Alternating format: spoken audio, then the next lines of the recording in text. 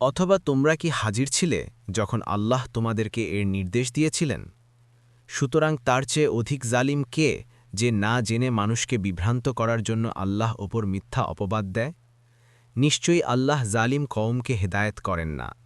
১৪৫ বল, আমার নিকট যে ওয়াহি পাঠানো হয় তাতে আমি আহারকারীর ওপর কোনো হারাম পাই না যা সে আহার করে, তবে যদি মৃত কিংবা প্রবাহিত রক্ত অথবা শূকরের গোশত হয়, কারণ নিশ্চয়ই তা অপবিত্র, কিংবা এমন অবৈধ যা আল্লাহ ছাড়া অন্য কারোর জন্য জবেহ করা হয়েছে, তবে যে ব্যক্তি নিরুপায় হয়ে অবাধ্য ও সীমালঙ্ঘনকারী না হয়ে তা গ্রহণে বাধ্য হয়েছে, তাহলে নিশ্চয়ই তোমার রব ক্ষমাশীল, পরম দয়ালু।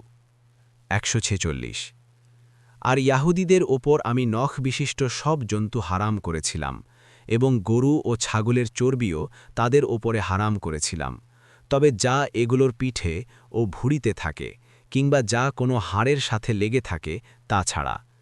এটি তাদেরকে প্রতিফল দিয়েছিলাম তাদের অবাধ্যতার কারণে, আর নিশ্চয়ই আমি সত্যবাদী। ১৪৭ অতঃপর যদি তারা তোমাকে মিথ্যাবাদী বলে, তবে তুমি বলো, তোমাদের রব সর্বব্যাপী দয়ার অধিকারী, আর তাঁর আযাব অপরাধী কম থেকে ফেরানো হয় না।